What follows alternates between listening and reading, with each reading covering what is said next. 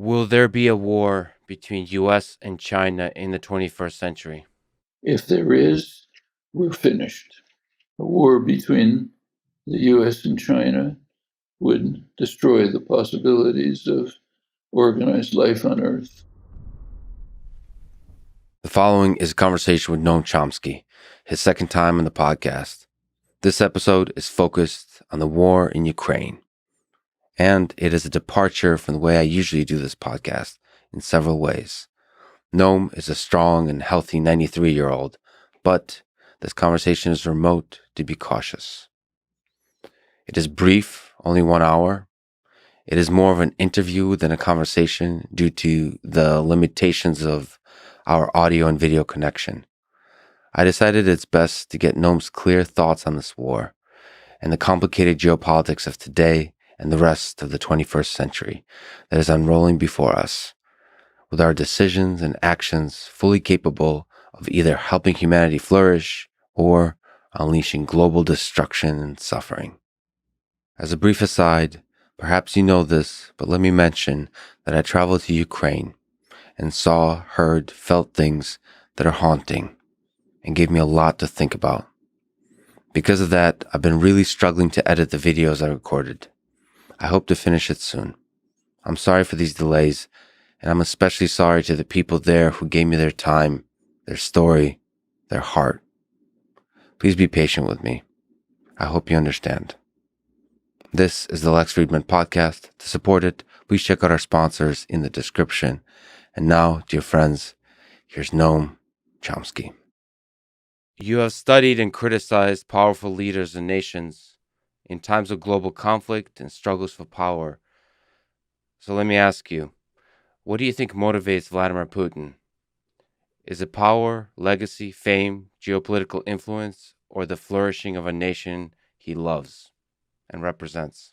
I have no particular insight into Putin's mind. I can only watch the actions over the last 20, 25 years and read the statements. Took power about almost 25 years ago, has held it since as prime minister or president. His first task was to try to overcome the chaos and disarray of the 1990s. During the 90s, Gorbachev had a proposal. He called for a cooperative enterprise with the West. They would share an effort to rebuild what he called a common European home, in which there would be no military alliances, just Russia, Western US accommodation, with a move towards social democracy in former USSR and comparable moves in the United States. Well, that was quickly smashed. The United States had no interest in that. Clinton came along pretty soon, early 90s. Russia was induced to adopt what was called shock therapy, harsh, quick market transformation, which devastated the economy, created enormous social disarray, rise of what are called oligarchs, kleptocrats,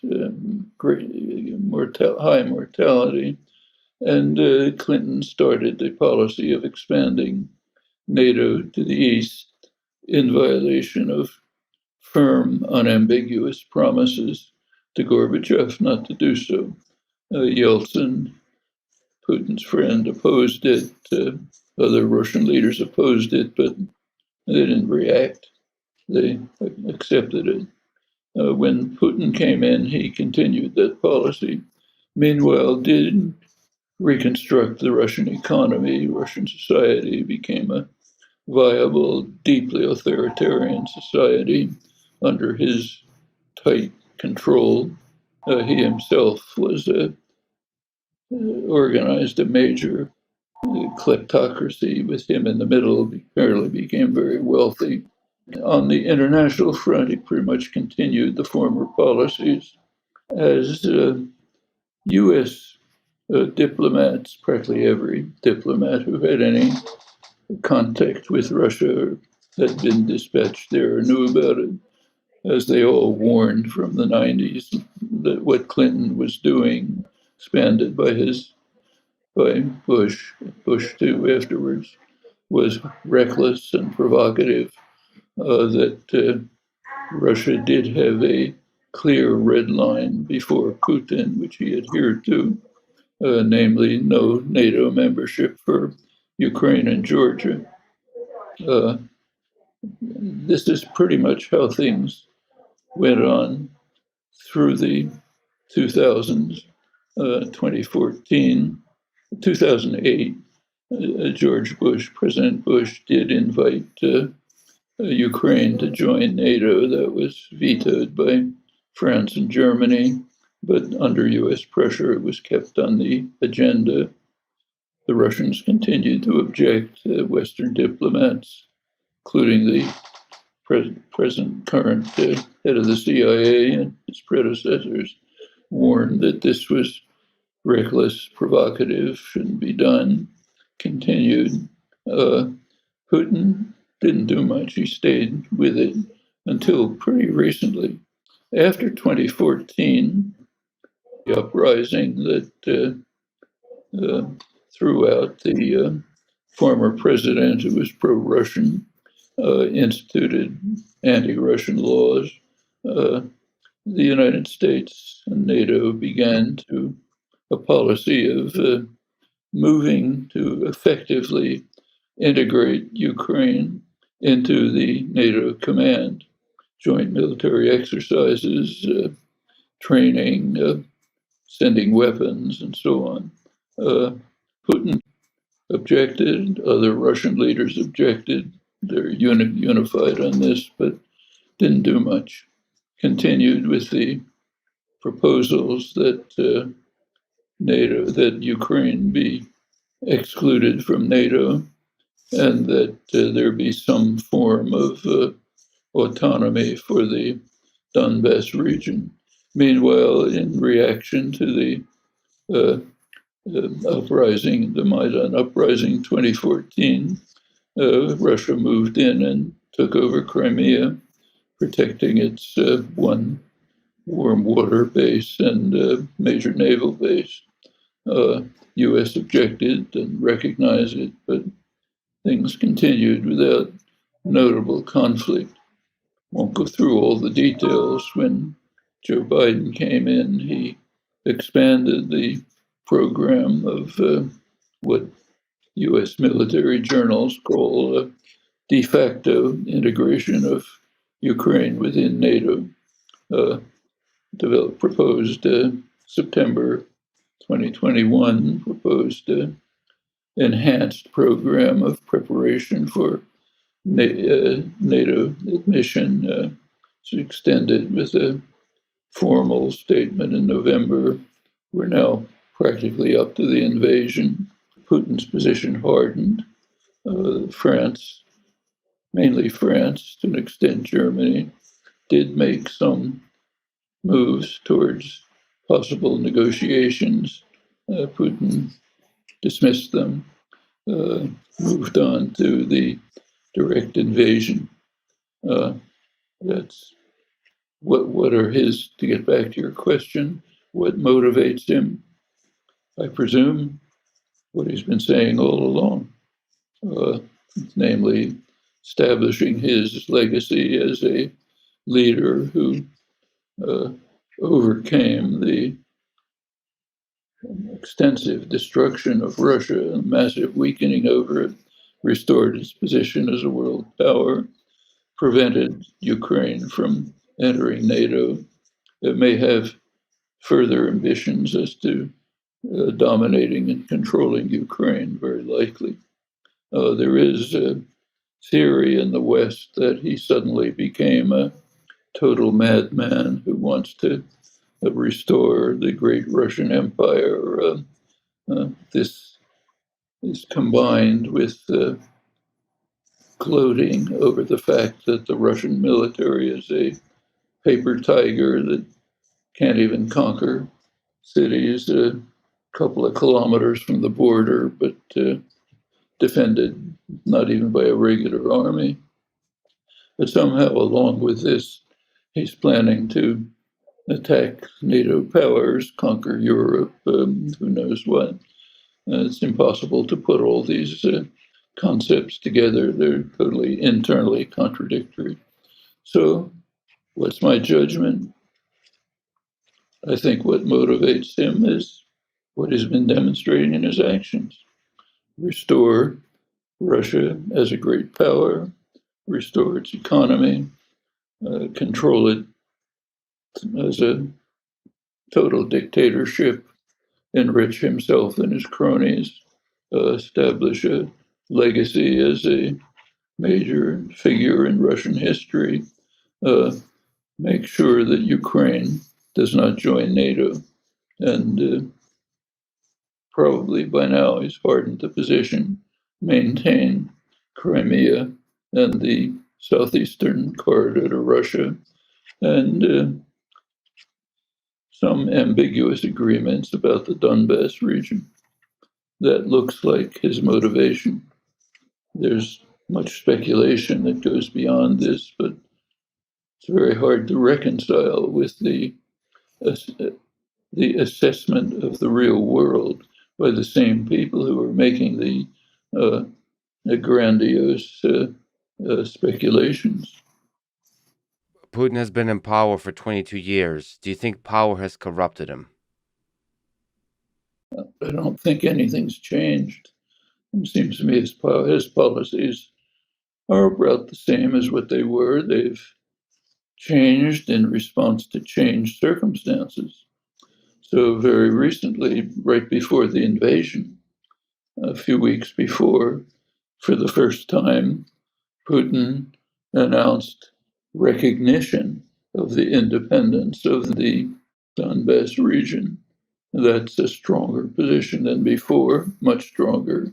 Up till then, he had pretty much kept to the long-standing position of some kind of accommodation within a federal structure in which the Donbass region would have considerable autonomy. So that's a harshening of the position. So even the Uh, human mind of Vladimir Putin, the man? I can't read his mind. I can only see the policies that he's pursued and the statements that he's made. There are many people speculating about his mind. And as I say, these speculations are, first of all, not based on anything, never said anything about trying to conquer NATO. But more importantly, they are totally inconsistent with the analyses of Russian power by the same people who are making the speculations. So we see the same individual speculating about uh, Putin's grandiose plans to become Peter the Great and conquer, start attacking NATO powers. On the one hand, saying that, on the other hand, gloating over the fact that his military power is so minuscule he can't even conquer uh, towns a couple miles from the border. Well, it's impossible to make sense of that position. Why did Russia invade Ukraine on February 24th? Who do you think is to blame? Who do you place the blame on? Well, who's to blame? Any power that commits aggression is to blame. So I continue to say, as I have been for many months, that the invasion, Putin's invasion of Ukraine, is on a par with such acts of aggression as the US invasion of Iraq, the Stalin, Hitler invasion of Poland, other acts of uh, supreme international crime under international law, aggression. Of course, he's to blame. The US committed 6.9 billion in military assistance to Ukraine since the Russian invasion. Should US keep up with this support? There are two questions. One has to do with providing support for defense against the invasion, which is certainly legitimate. The other is seeking ways to end the crime before even worse disasters arise. Now, that second part is not discussed in the West, barely discussed. Anyone who dares to discuss it is immediately subjected to a flood of invective and a hysterical condemnation. But if you're serious about Ukraine, there are two things you ask. One, what can we do to support Ukraine in defense against aggression? Second, how can we move to end the war before it leads to even worse destruction of Ukraine, more starvation worldwide, reversing the limited efforts to deal with global warming, possibly moving up an escalation ladder to war, the nuclear war. That's the second half uh, of the borrow a phrase attributed to Winston Churchill. Uh, there's a lot of war, but no joy. And there ought to be joy if you care about Ukraine and the rest of the world. Can it be done? We don't know. Official US policy is to reject a diplomatic settlement, to move to weaken Russia severely so that it cannot carry out further aggression, but not do anything on the jaw side, not think of how to bring the crimes and atrocities to an end. That's the second part of the question. So, yes, the US should continue with the kind of calibrated support that's been given. The Pentagon wisely has vetoed uh, uh, initiatives to go well beyond support for defense up to attack on Russia. So far, the Pentagon, which seems to be the dovish component in the US administration, has vetoed plans which very likely would lead on to nuclear war, which would destroy everything.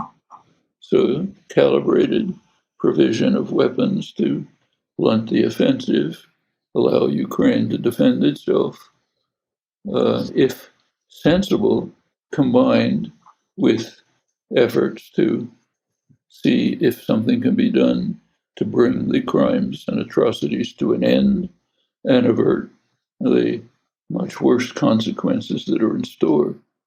That would be all. Instead, the US only dealing with the first. And all of our discussions limit themselves to the first in the United States and in Britain, not in Europe. Do you worry about nuclear war in the 21st century? How do we avoid it? Anyone who doesn't worry about nuclear war doesn't have a gray cell functioning. Of course, everyone is worried about nuclear war, or should be. It's very easy to see how steps could be taken, they've even been recommended, that would lead to nuclear war. So you can read articles, even by liberal commentators, who say we should drop all the pretenses, just go to war against Russia. They have to be destroyed.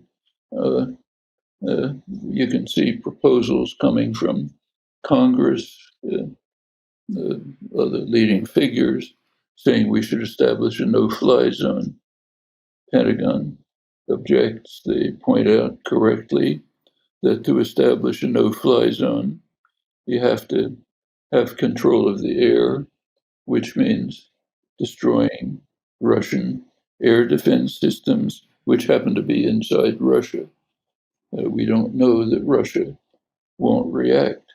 Even the call, now almost universal, to ensure that Ukraine wins, drives out all the Russians, drives them out of the country.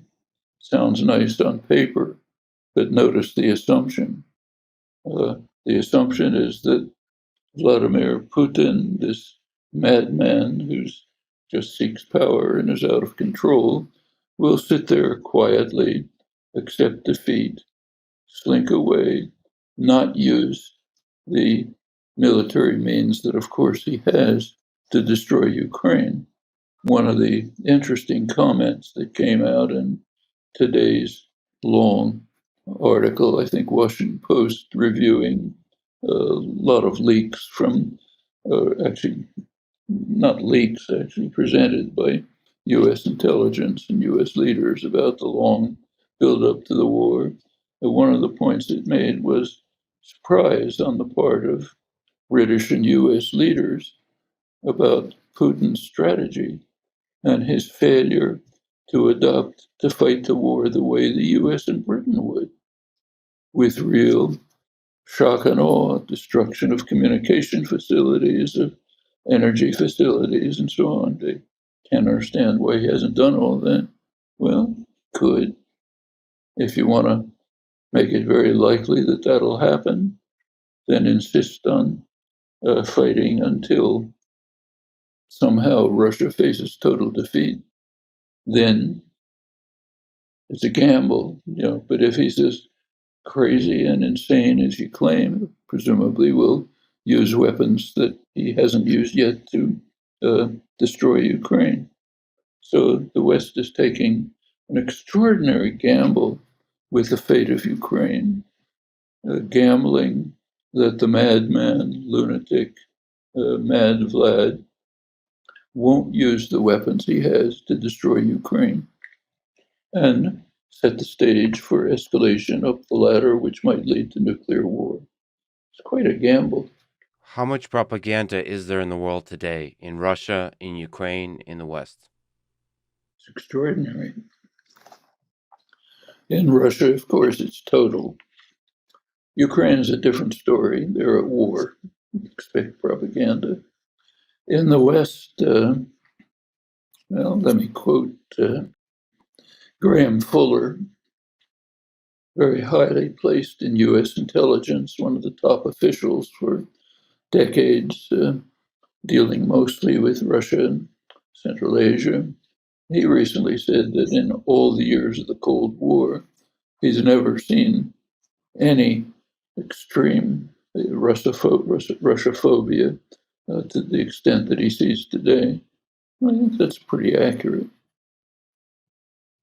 I mean, the U.S. has even canceled uh, Russian outlets, which means if you want to find out what Sergei Lavrov, other Russian officials are saying, you can't look it up on their own outlets. You have to go through Al Jazeera, Indian state television, or some place where they still allow Russian positions to be expressed. And of course, the propaganda is just outlandish. I think Fuller is quite correct on this. In Russia, of course, you expect it. It's total propaganda. There's nothing, any independent outlets, such as there were, have been crushed. If the media is a source of inaccuracies and even lies, then how do we find the truth? I don't regard the media as a source of inaccuracies and lies. They do exist, but by and large, media reporting is reasonably accurate. Reporters, the journalists themselves, as in the past, do courageous, honest work. Uh, I've written about this for 50 years. My opinion hasn't changed. Uh, but they do pick certain things and not other things. There's selection, there's framing, there's ways of presenting things. Uh, all of that forms a kind of propaganda system, which you have to work your way through. But it's rarely a matter of straight outright lying, So there's a difference between propaganda and lying. of course. A propaganda system shapes and limits the material that's presented. It may tell the truth within that framework. So let me give you a concrete example, which I wrote about extensively. Uh, I have a book called Manufacturing Consent, jointly with Edward Herman. It's about his term, which I had accepted, a propaganda model of the media. A large part of the book is defense of the media. Defense of the media against harsh attacks by Freedom House. Several volumes they published attacking the media, charging that the media were so adversarial and dishonest that they lost the war in Vietnam. Well, I took the trouble of reading through the two volumes. One volume is charges, the next volume is evidence. Turns out that all of the evidence is lies.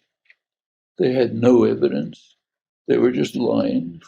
The media, in fact, the journalists were doing an honest, courageous work, but within a certain framework, a framework of assuming that the American cause was basically just, basically honorable, making mistakes, doing bad things, but the idea of questioning that the United States was engaged in a major war crime, that's off the record.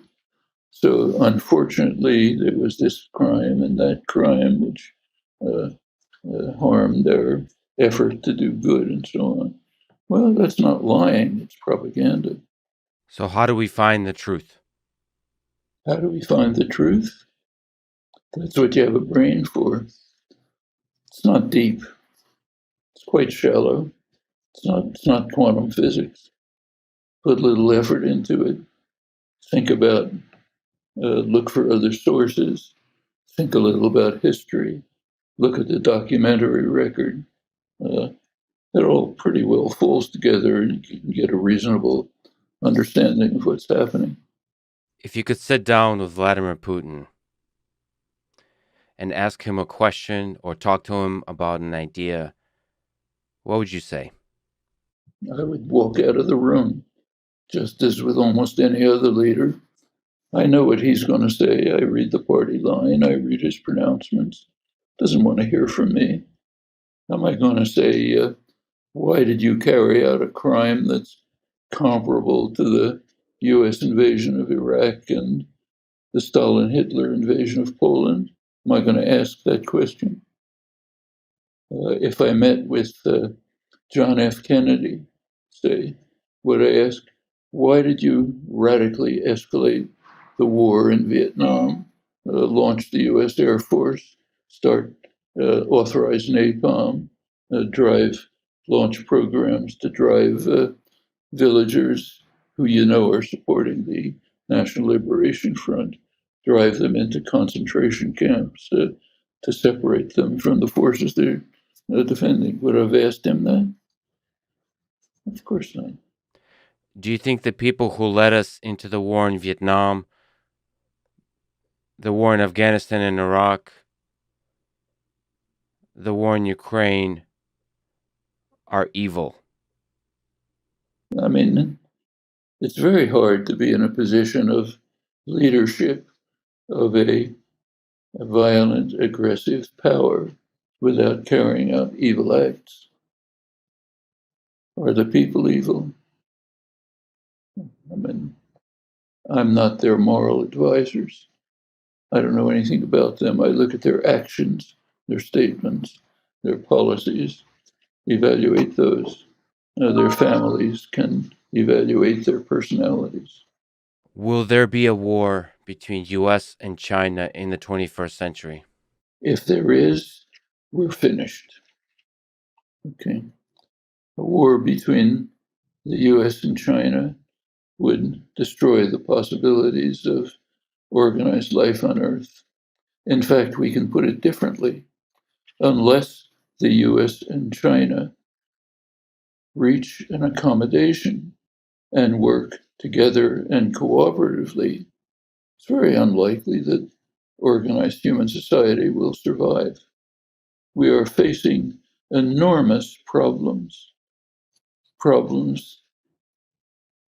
destruction of the environment, pandemics, threat of nuclear war.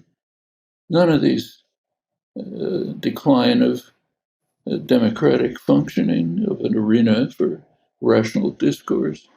None of these things have boundaries. We either work together to overcome them, which we can do, or we'll all sink together. That's the real question we should be asking. What the United States is doing is not helping.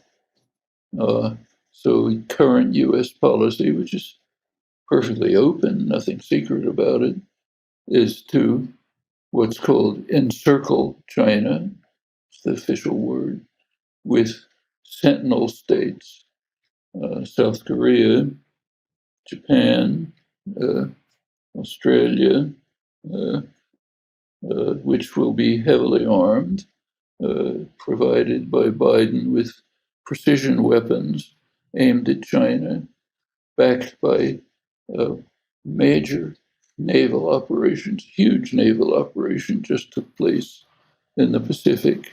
Many nations participating. RIMPAC didn't get reported here as far as I know, but an enormous operation threatening China. All of this to encircle China, to continue with policies like that. Uh, Somebody like Pelosi, just to probably to uh, make her look more, I don't know what her motives are, taking a highly provocative, stupid act opposed by the military, opposed by the White House.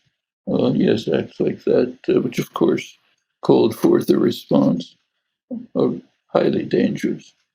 We don't have to do that. We don't have to increase the threat. I mean, right now, the last NATO summit, take a look at it. For the first time, it invited to attend countries that are in the sentinel states surrounding China, encircling China from the east. And it, in fact, extended the range of NATO to what's called the Indo-Pacific region. So all of us, by now, the North Atlantic includes the whole Indo-Pacific region to try to ensure that we can overcome the so-called China threat. Incidentally, we might ask exactly what the China threat is. It's done sometimes. So, former Prime Minister of Australia, Paul Keating, well-known international diplomat, had an article a while ago in the Australian press. That's right in the claws of the dragon, going through what the China threat is. He ran through the various claims, finally concluded the China threat is that China exists. It exists. It does not follow US orders. It's not like Europe. Europe does what the United States tells it to do, even if it doesn't like it. China just ignores what the US says. Now, there's a formal way of describing this. There are two versions of the international order. One version is the UN-based international order, which theoretically we subscribe to, but we don't accept. The UN-based international order is unacceptable to the United States because it bans US foreign policy. Literally, it explicitly bans the threat or use of force in international affairs, except under circumstances that almost never arise. Well, that's US foreign policy. Try to find a president who isn't engaged in the threat or use of force in international affairs. Okay, so obviously we can't accept the UN-based international system, even though under the Constitution, that's the supreme law of the land, but it doesn't matter. So the United States has what's called a rule-based international order. That's acceptable because it's the United States that sets the rules. So we want a rule-based international order where the US sets the rules. In commentary in the United States, even in scholarship, almost 100% calling for a rule-based international order. Is that false? No, it's true. Is it propaganda? Of course it's propaganda because of what's not said and because of what's presupposed. An answer to an earlier question. Well, China does not accept the rule-based international order. So when the US imposes demands, Europe may not like them, but they follow them. China ignores them. So take, for example, the US sanctions on Iran. The US has to punish Iran because the United States unilaterally pulled out of the Iran nuclear agreements. So in order to punish Iran for our wrecking the agreements in violation of Security Council orders, we impose very harsh sanctions. Europe strongly opposes the sanctions, condemns them harshly, but it adheres to them because you don't disobey US orders. That's too dangerous. China ignores them. They're not keeping to the rule-based international order. Well, that's unacceptable. In fact, it's said pretty openly. You can hear the Secretary of State and others saying uh, China is challenging our global hegemony. Yes, they are. They don't accept US global hegemony, especially in the waters off China. So that's a China threat. They do a lot of rotten things, China. I mean, internally, there's all kind of repression, violence, and so on.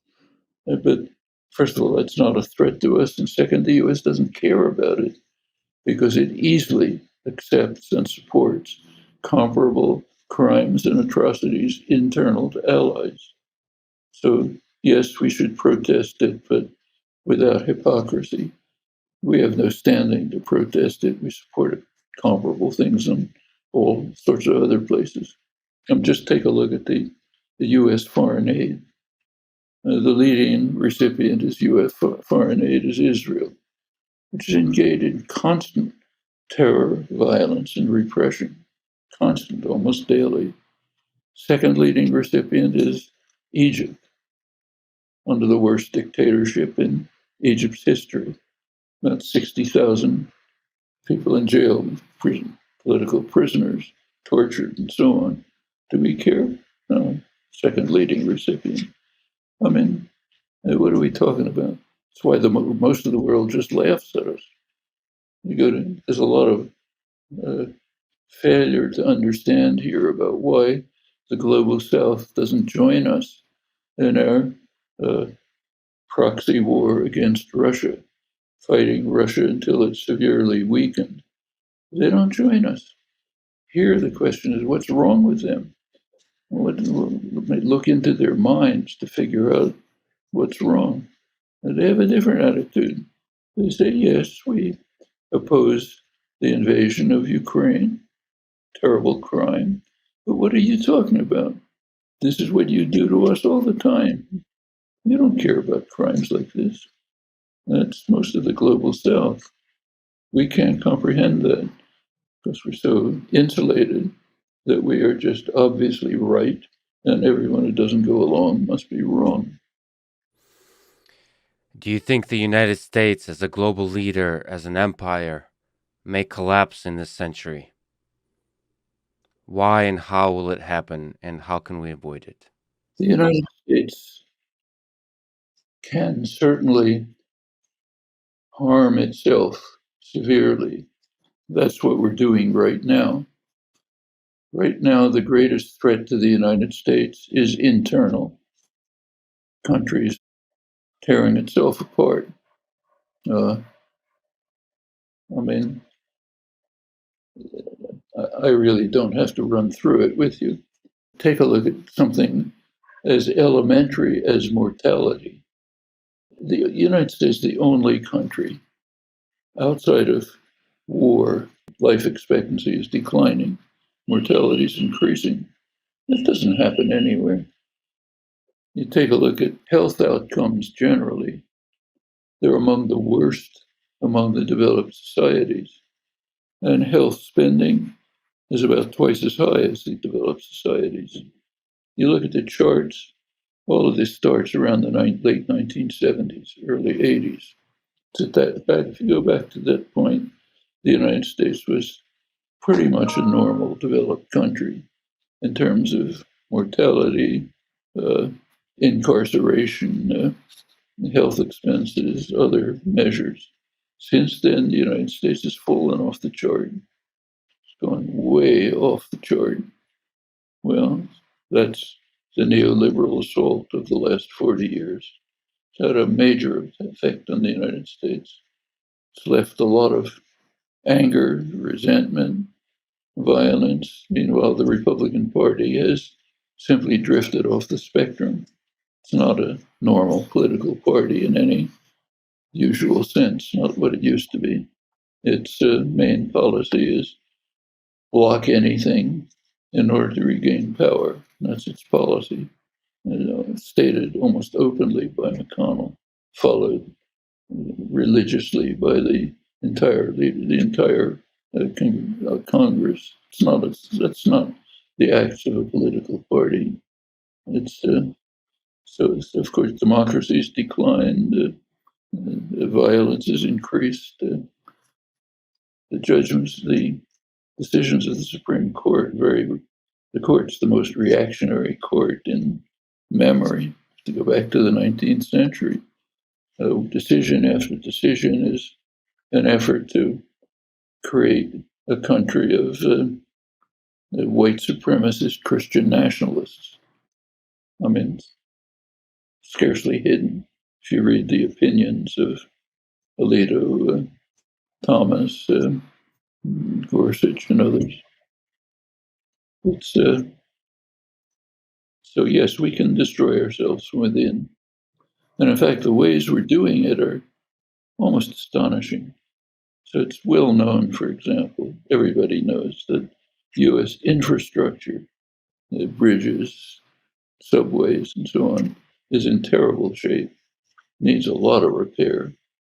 The American Association of Engineers gives it a failing mark every year. All right, finally, Congress did pass a limited infrastructure bill, say rebuild bridges and so on. It has to be called a China Competition Act. We can't rebuild our bridges because they're falling apart. We have to rebuild our bridges to beat China. It's pathological. And that's what's happening inside the country. Take Thomas's decision in the recent case in which he invalidated a New York law. This is last October, couple weeks ago. Invalidated a New York law going back to 1913 that required people to have some justification if they wanted to carry concealed weapons in public. He withdrew that with a very interesting decision. He said the, the United States, he said, is such a decaying, collapsing, hateful society that people just have to have guns. I mean, how can you expect somebody to go to the grocery store without a gun in a country as disgusting and hideous as this one? It's essentially what he said. Those weren't his words, but they were the import. What gives you hope about the United States, about the future of human civilization?